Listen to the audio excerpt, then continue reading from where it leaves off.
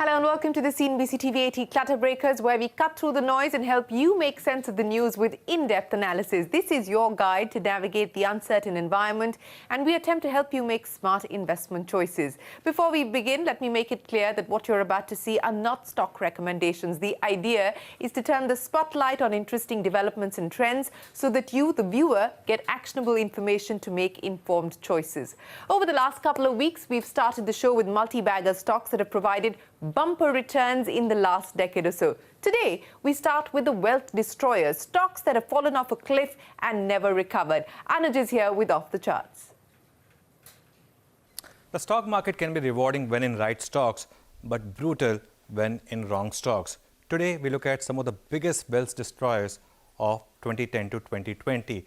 Now, we are only taking wealth destroyers of this decade and hence are leaving out some of the other notable names like Suzlon, Punj Lloyd, and the ADAG pack, which were, of course, the wealth destroyers of last decade.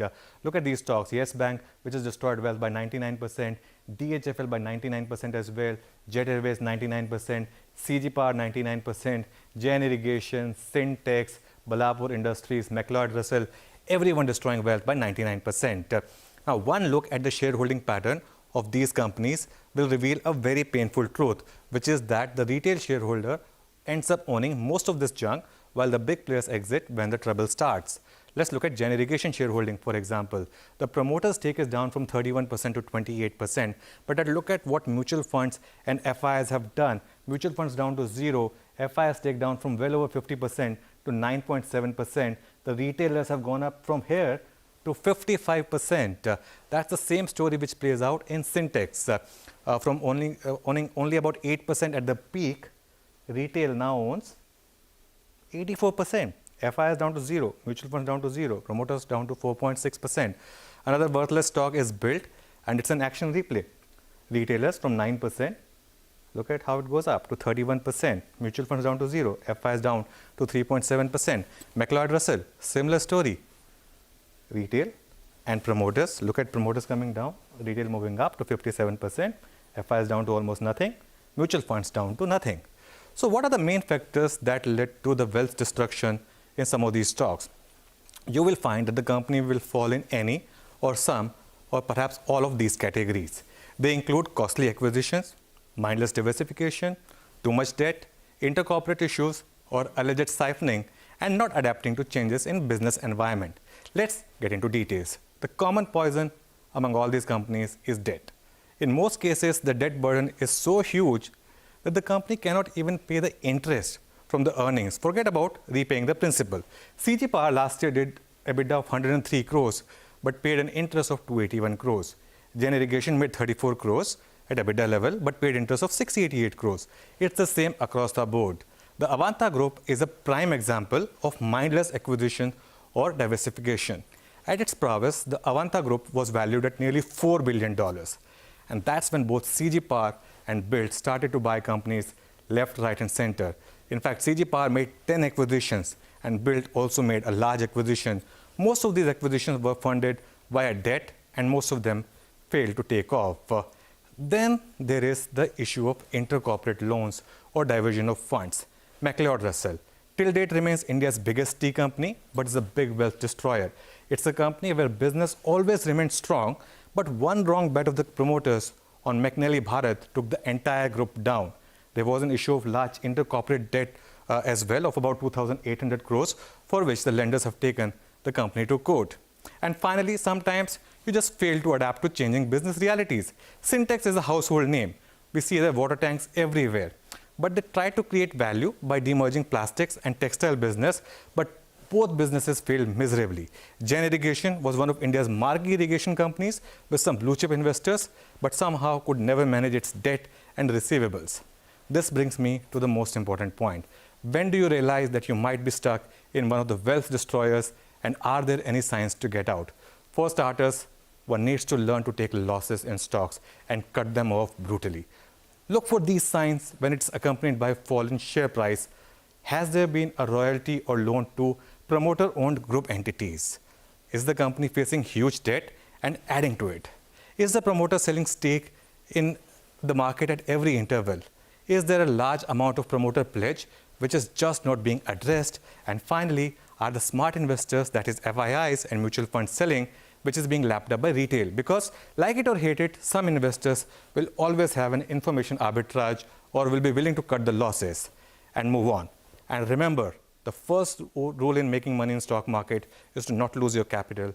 And second rule is to remember rule number 1. Well, we hope that everyone does remember rule number 1. Anuj, many thanks for joining us. Now, successive rate cuts over the last few months have left India's key policy rate at a record low. This means interest rates for home loans have never been cheaper. So who is offering the best rates, and will banks see higher credit offtake as we enter the festive season? Ritu Singh sizes up the market. Home loan rates have never looked this attractive in India. The current rates being offered by banks are some of the lowest that we've seen in a long time. Look at how rates have moved historically, and we're looking at the two of the largest players in the home loan market, State Bank of India and HDFC's rates. From a high of 10.7% in 2011, they've crashed all the way to 6.9% now, more than 4% lower through various regimes of base rate, then MCLR linked, and now repo linked rates. Now cut to the present, and if you were to take a home loan today, you could get it for as cheap as 6.7% from Union Bank of India, which is for the category of women borrowers with a good CIBIL score who are also salaried. Bank of India at 6.85%, State Bank of India, HDFC and Axis Bank starting at 6.9%, ICICI Bank, Kotak Mahindra, Bank of Baroda not too far behind, and Yes Bank is an exception, slightly higher rates here. Now let's also look at some of the offers on home loans by the largest banks. State Bank of India has waived off the processing fee. It's offering discounts of 5 to 10 basis points depending on what app you're using. HDFC Limited, the monsoon bonanza and special offers of loans of up to 90%. ICICI Bank is also processing fees for those home loans start at about 3,000 plus GST. Bank of Baroda similarly has waived off the processing fee and is offering lower rates for the festive seasons. Now, while this does look tempting, here's a few things you should keep in mind if you are considering taking a home loan. First is compare all of the interest rates available to find the cheapest option for you in terms of rates, the types of loan schemes that are available and best suited to you. Look at the fine print to make sure you see all the terms and conditions to avoid any unwarranted surprises in the future. Look at all of the fees that are attached, the documentation fee, processing charges, late payment, prepayment, legal fees, so on and so forth. And lastly, do consult your tax expert or your chartered accountant to make sure you can get all the tax benefits that are available to you on your home loan. You can claim up to 2 lakhs tax exemption for the interest component and 1.5 lakh on the principal amount, and so on under the current IT rules. Now onto the factors that will influence the kind of rates the banks finally offer you. The first and the most important thing that they look at is your credit score. Now banks always look at credit score when you are applying for a loan, because if you've had a good credit history with no defaults, you are more likely to get a better rate from the bank versus another customer who may have a bad track record. Second, a stable high income is rewarded with a lower interest rate because banks perceive a lower risk of default for this category. Third, the employment type also matter. Typically, you will see salaried applicants do get slightly lower rates compared to self-employed. Fourth, interest rates also depend on the size of the loan that you take. Fifth, the more money you are able to pay upfront as down payment, the lower your EMI can be. And lastly, you can look at the type of loan, fixed or floating rate loan. Typically, floating rates tend to be lower than the fixed rates on average is what we've seen. Now, why are we talking about home loans in the current context? Well, historically, if you see, home buying is the favorite tool used by policymakers to rev up the economy for several reasons. For one, everyone wants to own a home and will take loans if affordable. And second, the housing sector has linkages to several others like steel, cement and what have you, and therefore they have a multiplier effect triggering the growth of other sectors along with it. Now, this also assumes significance because credit growth is languishing at a little over 5%, and therefore banks are doing all that they can to lure customers amid this festive season, not just with home loans but other segments as well. But will the customers sign the dotted line? We'll find out soon enough. Well, Ritu, many thanks. From home loans to the business of banking, how does a bank make money? What are the parameters one must keep track of to keep an eye on the financial health of a bank? As we look at the rising NPAs and the fear of even more NPAs, Abhishek Kothari explains. banks are in the business of borrowing and lending. Is it that simple? Let's understand.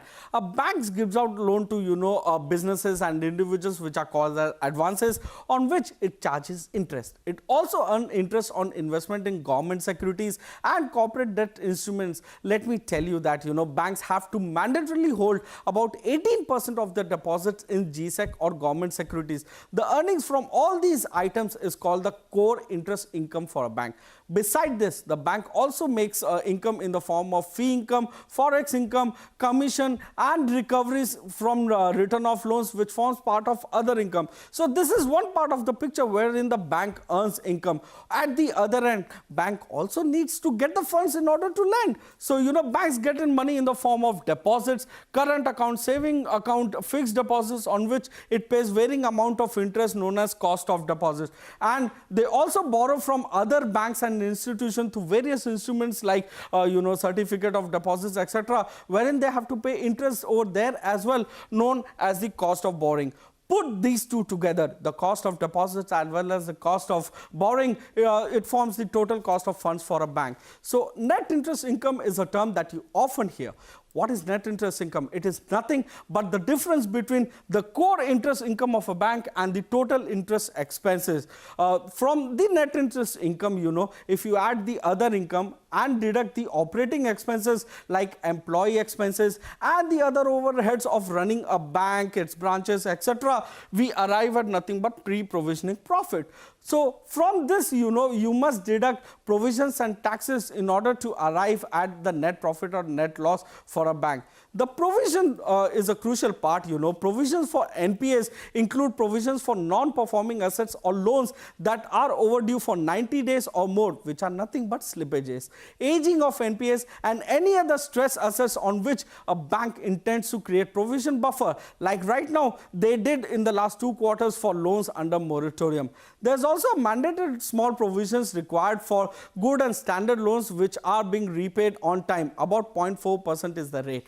There is yet another provision that banks need to make, and that is to account for the change in market prices of the bonds and securities that they hold in their investment portfolio. So if the market prices fall below the cost, a provision over there is required to be made, known as mark-to-market losses, and an increase in prices can translate into a provision write back. Hence, a bank that makes healthy margins, anything above 3% is good, keeps a tight control on its operating expenses. So, a cost to income ratio of 40-45% is good, loses less on default loans. A credit cost of anything below 2% in current environment will be more profitable.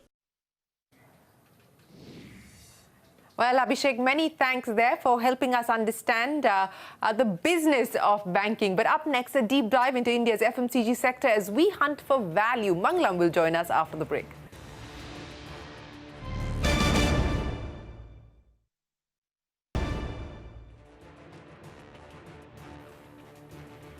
Welcome back. You're watching the cnbc TV 18 Clutter Breakers. Fast-moving consumer goods, or FMCG, is a key pillar of India's consumption story. FMCG stocks have been star performers on Dalal Street over the last couple of decades.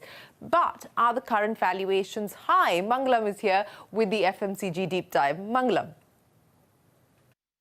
It's the great Indian consumer story, the FMCG sector, which is the 4th largest in the Indian economy, with a potential market size of almost 7.5 lakh crores.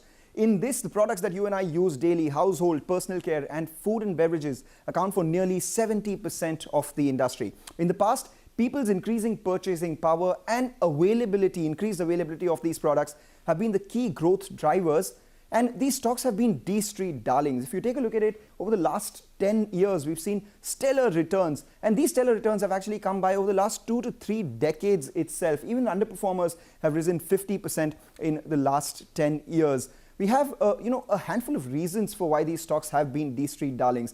The biggest one, of course, is the fact that there is a large addressable market. Buy what you can touch and feel, said Peter Lynch. Apart from that, there is relatively low capex versus other industries and negative working capital cycle, people getting money before they spend it. All of this obviously reduces the need for any further dilution and leads to higher return ratios, strong balance sheets. Less requirement for cash for daily needs also means that these companies have good regular dividend payouts, but above all All these companies boast of extremely high quality, high pedigreed Indian as well as foreign promoters with great corporate governance and management history. Let's talk about the skyscrapers now. The ROE profile for stocks over the last 10 years. On an average, Hindustan Unilever has returned 83% in terms of return on equity. All the other stocks anywhere between 30 to 50%. Now let's talk about the key growth opportunities. The biggest one, of course, is the fact that major categories currently at a granular level still have just 2 to 3 leaders. So more leaders emerging would be a big opportunity. The second one, new growth categories, the likes of men's grooming, etc., would also lead to some growth. Bolt-on acquisitions, like I said, strong balance sheets. So can these companies go ahead and take on good companies and grow them? The likes of HUL acquiring Horlicks as well as Indulekha, ITC acquiring Savlon. It's believed that the next leg of growth for this sector will come from balance sheets, not just the income statement. And the big trigger is also increasing rural income, which currently accounts for just less than a third of the overall market. As rural income increases, demand increases, it could bring another field of opportunity for these companies. But like they say, no good thing comes at a cheap price. And the sector has been notorious for its high PE, because over the last few years, we've seen all these stocks trade anywhere between 40 to 60 times. So to prevent oneself from the risk of entering these stocks at extremely high levels, experts usually suggest a systematic investment plan or buying on dips in these stocks. So SIPs and dips, that's the key for the FMCG sector. Mangalam, many thanks. And finally, this week, we demystify CAGR, or compounded annual growth rate. What does it mean and why is it significant? Sumaira is here to explain. Warren Buffett famously said, "You're sitting under a tree today because somebody planted a seed a long time ago." Einstein called compounding the 8th wonder of the world. And that's really how important compounding is. And how do you measure it? Through the CAGR, or the compounded annual growth rate.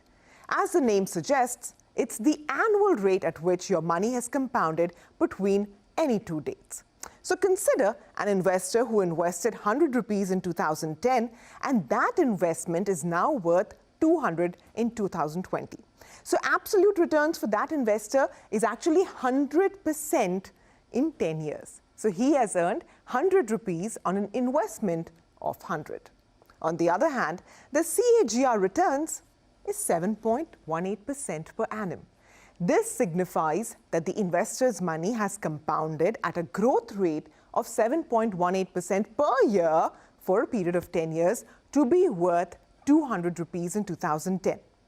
So, what may seem very attractive as 100% returns in absolute terms is actually a very low annual growth rate of only a little over 7%.